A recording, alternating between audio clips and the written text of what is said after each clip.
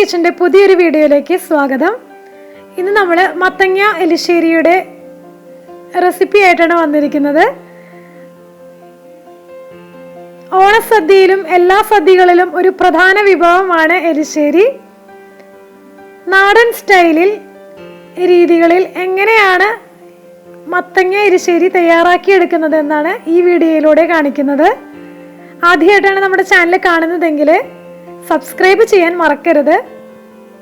അപ്പോൾ നമുക്ക് എങ്ങനെയാണ് ഉണ്ടാക്കാൻ നോക്കാം. അതിനായിട്ട് ഉണക്കപ്പയർ 5 മണിക്കൂറെങ്കിലും നമ്മൾ വെള്ളത്തിലിട്ട് നന്നായി കുതിർത്തിയെടുക്കണം.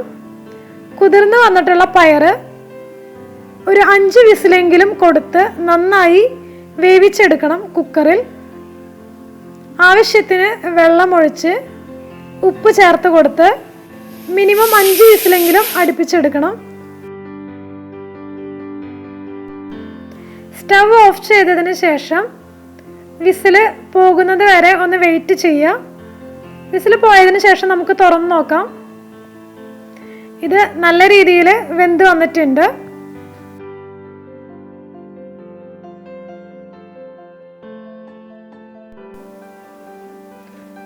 നമുക്ക് പയർ ഒന്ന് കൈകൊണ്ട് ഉടച്ചു നോക്കുമ്പോൾ അതിൻ്റെ വേവ് കറക്റ്റായിട്ട് മനസ്സിലാവും. വല്ലാതെ വെന്തുടഞ്ഞു പോകരുത്. ഇതിപ്പോൾ ഇവിടെ നന്നായി വെന്ത് വന്നിട്ടുണ്ട്. ഇനി നമുക്ക് ഈ പയർ മാത്രമായിട്ട് മറ്റൊരു പാത്രത്തിലേക്ക് മാറ്റാം. എന്നിട്ട് പയർ വേവിച്ച വെള്ളം നമുക്കിതിന് വേണ്ടിയിട്ട് എടുക്കണ്ട.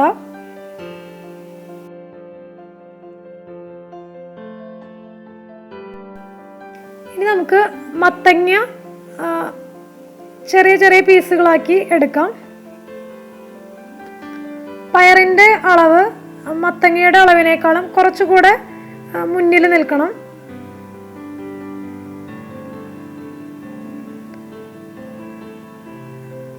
മത്തങ്ങ ചെറിയ ചെറിയ പീസുകളാക്കിയിട്ട് നല്ല രീതിയിൽ തന്നെ വേവിച്ചെടുക്കണം. മത്തങ്ങയുടെ ഉള്ളിലത്തെ ചോറ് കളഞ്ഞ് ഉൾഭാഗം നന്നായി ചെത്തിക്കളഞ്ഞ് അതുപോലെ തന്നെ തൊലിയെല്ലാം നന്നായി ചെത്തിക്കളഞ്ഞ് വെള്ളത്തിൽ നന്നായി കഴുകിയെടുക്കണം. മത്തങ്ങ പകുതി ഉടഞ്ഞ രീതിയിലാണെങ്കിലാണ് എലിശ്ശേരി കുറച്ചും കൂടെ കൂടുതൽ ടേസ്റ്റിയായി മാറുന്നത്. അപ്പോൾ അതുകൊണ്ട് നല്ല വേവ് മത്തങ്ങയ്ക്ക് കൊടുക്കണം. ഏകദേശം 4 വിസിൽ അടിച്ചാലാണ് നല്ല രീതിയിൽ മത്തങ്ങ വെന്ത് വരിക. ആവശ്യത്തിന് ഉപ്പ് ചേർത്ത് കൊടുത്ത് ഒരു 1/2 ടീസ്പൂൺ മഞ്ഞൾപ്പൊടിയും കൂടെ ചേർത്തിട്ട് നമുക്ക് വേവിച്ചെടുക്കാം.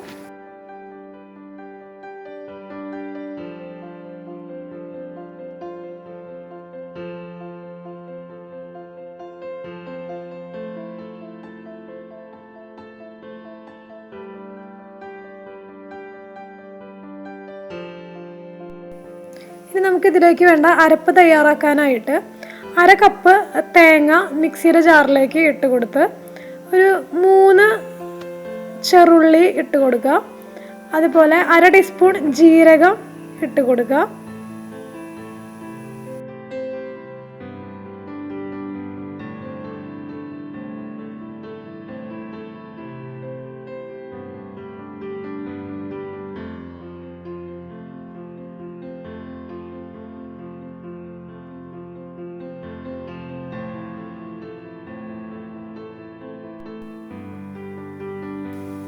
ഇനി നമുക്ക് എരിവിന് വേണ്ടിയിട്ട് ആവശ്യത്തിന് മുളക് പൊടി ഇതിലേക്ക് ചേർത്ത് കൊടുക്കാം. ഏകദേശം 1 ടീസ്പൂൺ മുളക് പൊടിയാണ് ഇതിൽ ചേർക്കുന്നത്. ഒരല്പം വെള്ളം കൂടെ ഒഴിച്ചിട്ട് നല്ല രീതിയിൽ അരച്ചെടുക്കാം.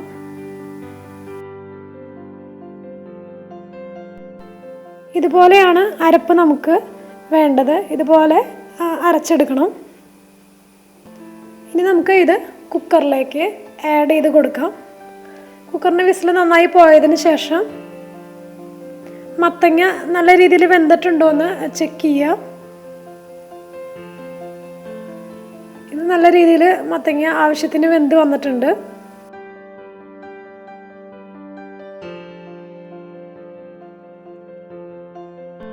ഇനി നമുക്കിതിലേക്ക് വേവിച്ച് വെച്ചിരിക്കുന്ന പയർ ചേർത്ത് കൊടുക്കാം.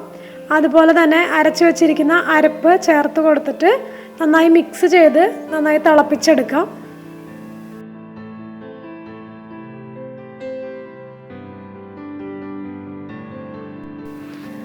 അരപ്പ് ഇതിലേക്ക് ഇട്ട് കൊടുക്കുമ്പോൾ അതിൽ മിക്സിയുടെ ജാറും കൂടെ കുറച്ച് വെള്ളം ഒഴിച്ച് കഴുകിയിട്ട് അതും കൂടെ ഇതിലേക്ക് ചേർത്ത് കൊടുക്കുന്നുണ്ട്. ഏകദേശം 1/2 ഗ്ലാസ് വെള്ളമാണ് എക്സ്ട്രാ ആഡ് ചെയ്ത് കൊടുത്തിട്ടുള്ളത്. ഇനി നമുക്കിത് നന്നായി തിളപ്പിച്ച് എടുക്കാം.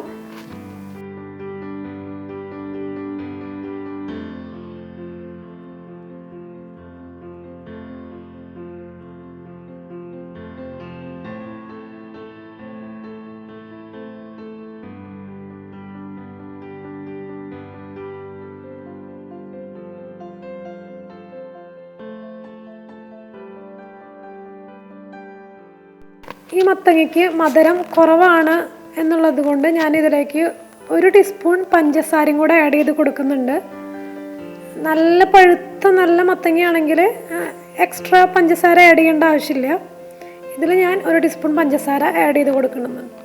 അല്ലെങ്കിൽ നിങ്ങൾക്ക് ശർക്കര പൊടിച്ചിട്ട് ആഡ് ചെയ്ത് കൊടുത്താലും മതി. അതാണ് എലിശ്ശേരിക്ക് കുറച്ചും കൂടെ ടേസ്റ്റ് കൂടുതൽ കൊടുക്കുന്നത്.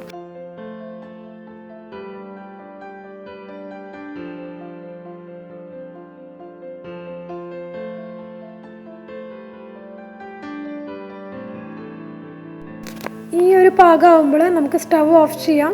ഇനി നമുക്കിതിലേക്ക് താളിച്ച് ചേർക്കാം.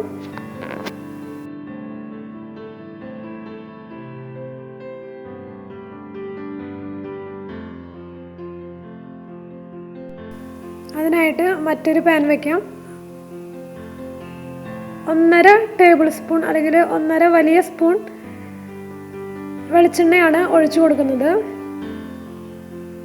അതിലേക്ക് 1 ടീസ്പൂൺ കടുക് ഇട്ടിട്ട് കടുക് പൊട്ടിയതിന് ശേഷം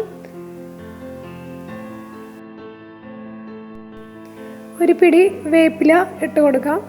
വേപ്പില നന്നായി മൂത്ത് വരുമ്പോൾ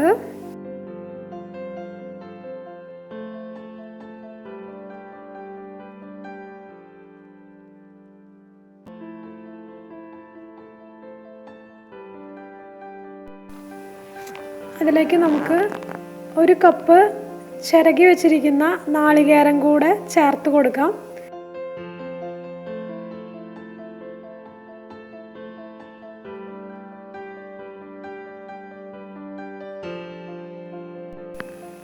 നാളികേരം ഇതിൽ കിടന്ന് നല്ല ബ്രൗൺ കളറാവുമ്പോൾ നമുക്ക് കറിയിലേക്ക് നമുക്കിത് ഒഴിച്ചു കൊടുക്കാം.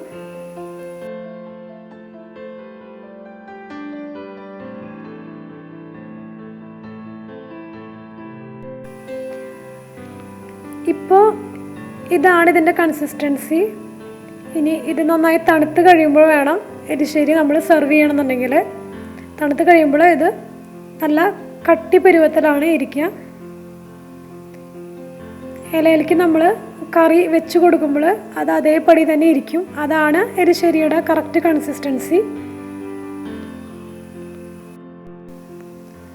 ഇത് സ്റ്റവ് ഓഫ് ചെയ്തതിന് ശേഷം നല്ല ചൂടോടെ ഇരിക്കുന്ന കൺസിസ്റ്റൻസിയാണ് ഈ കാണുന്നത്.